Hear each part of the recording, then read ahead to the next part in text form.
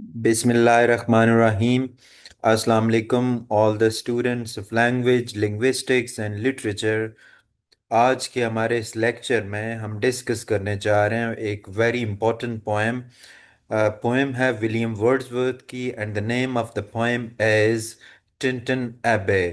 So let's start with the critical appreciation of Tintern एबे।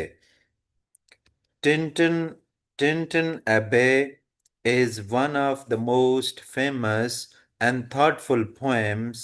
ये बड़ी ही खूबसूरत पोएम है, thoughtful poem है, written by William Wordsworth. It was written in 1798. 1798 में लिखी गई after he visited the ruins of Tintin Abbey. Tintern एबे जो है एक मंदिर था, एक sorry church. It was a church जहाँ पे विजिट किया था, उसके खंडरात को विजिट किया था विलियम वर्ड्सवर्थ ने इन Wales.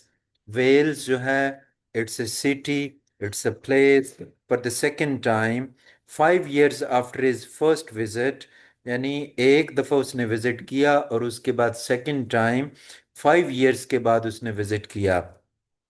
This poem is not just about a place but also about the deep feelings and memories.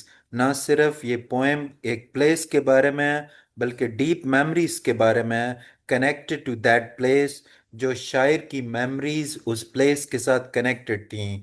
Wordsworth was a romantic poet and like many romantic writers he believed that nature के जो nature है is not just beautiful, वो सिर्फ खूबसूरत नहीं है but also healing, उसमें heal करने की पावर है एंड स्पिरिचुअल और रूहानी पहलू भी रखती है। In this poem he tells us, ये बताती है, ये पोएम हमें बताती है कि हाउ नेचर हेल्प्ड हिम, कि नेचर ने उसकी हेल्प कैसे की ड्यूरिंग डिफ़िकल्ट टाइम्स, मुश्किल औकात में, and how his love for nature has grown stronger, उसकी नेचर की लव स्ट्रोंगर कैसे होती गई, एंड विश और एंड वाइजर और वाइजर होती गई एज के साथ। He also talks to his sister Dorothy, ये उसकी बहन का नाम है, वो अपनी सिस्टर ड्रॉथी से बात करता है in the poem, sharing his thoughts, अपने थॉट्स होप्स उसके साथ शेयर करता है। द पोएम इज काम, ये पोएम बड़ी पुरसुकून है, peaceful and full of emotions. It teaches us that nature is not just something we see, कि नेचर ऐसे नहीं है जिसको हम जस्ट देखते हैं, बट समथिंग वी फील, बल्कि ऐसे जिसको हम फील करते हैं, एंड कैरी इन साइड अस, और हमारे अंदर ये चलती है फॉर एवर, हमेशा के लिए। The poem begins with the poet, ये पोएम स्टार्ट होती है जब शायर returning to the banks of river, वो रिवर वाई के करीब जा रहा होता है, नियर टिंटन एबे, टिंटन एबे जो चर्च है उसके करीब, आफ्टर 5 years, 5 साल के बाद, he remembers the beauty of green fields, वो सब्ज खेतों की खूबसूरती को देखता है, क्वाइट वुड्स, खामोश जंगलों की, and the beautiful river, the scene bring joy and calm to his heart. ये मनाजर उसको बड़ा पुरसुकून करते हैं उसके दिलो दिमाग को। He says that during the 5 years, के 5 सालों में, ही वॉज अवे, वो दूर था, whenever he felt tired, जब कभी वो थक जाता था, सैड होता था, confuse, he would remember this beautiful place, तो वो इस खूबसूरत जगह को याद करता था, and it would give him peace and strength, और ये कि उसे ताकत और सुकून मिलता था। नाउ ही इज बैक, अब वो वापस आ चुका है। He feels even more connected to nature, वो ज़्यादा नेचर के साथ मिला हुआ महसूस करता है दैन बिफोर, पहले से। बट ही आल्सो नोटिसेस, वो ये भी देखता है that his way of seeing nature, कि उसका फितरत को देखने का जो एक अंदाज था, हैज़ चेंज, अब वो बदल चुका है। व्हेन ही वाज यंग, जब वो जवान था, use to enjoy nature with excitement and wild passion, वो नेचर को बड़े जज्बात, बड़ी दिलकशी और एक जुनूनी जज्बे से देखता था। नाउ एज एन अडल्ट, अब चूंकि वो बड़ा हो चुका है, he finds a deeper meaning in it, वो इसमें गहरा मतलब देखता है। He sees nature as a teacher वो नेचर को एक टीचर एंड गाइड के तौर पे देखता है। Towards the end of the poem Wordsworth turn to his sister Dorothy, वो अपनी सिस्टर ड्रॉथी की तरफ मुड़ता है और उसे क्या कहता है, हु इज विद हिम, वो he hopes that she will also find comfort, वो ये कि वो भी इससे सुकून हासिल करेगी, strength in nature just like he did. वो उसे कहता है कि जैसे उसने सुकून हासिल किया था वो भी इससे करेगी, वो उसको एडवाइस करता है अपनी सिस्टर को। The poem is like a personal letter और conversation full of love, memory and hope. The main theme of the poem is the power. Main theme poem का power है and peace of nature. Wordsworth shows how nature is more than just a view. कि nature एक view से बढ़ के है. It is something, ये कुछ ऐसी है that touches the soul and helps us, हमें help करती है live better. We believe that nature can calm our minds, कि nature हमारे minds को सुकून दे सकती है and heal our hearts, और हमारे दिलों को ठीक कर सकती है व्हेन वी आर सैड और स्ट्रेस, जब हम परेशान हों या अफसरदा हों। Another theme is the difference between youthful and mature love for nature. दूसरा थीम क्या है, वो फ़र्क है मैच्योर लव में, उसके लिए, नेचर के लिए। when we are young, जब हम यंग होते हैं, we enjoy the beauty and fun of nature, तो हम नेचर के फन और ब्यूटी को देखते हैं। But as we grow older, जैसे बड़े होते हैं, we start to understand it's spiritual, in spiritual side, तो हम इसके रूहानी पहलू को देखना शुरू करते हैं।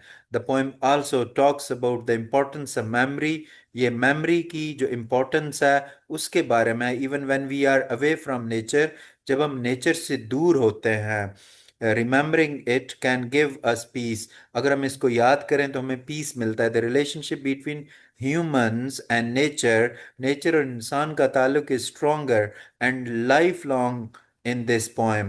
One more theme is the bond, वो ताल्लुक है between family and nature, family और nature के दरमियान। The poet share his feeling, शायर अपने feelings को बताता है with his sister, अपनी sister को बताता है, and wants her, और वो चाहता है to learn from nature, कि वो भी nature से सीखे as he did, जैसा कि उसने सीखा। Overall the poem teaches us, overall जो पोएम है वो हमें टीच करती है टू लव, कि हम मोहब्बत करें, रेस्पेक्ट करें and learn from the natural world, और कुदरत की दुनिया से सीखें।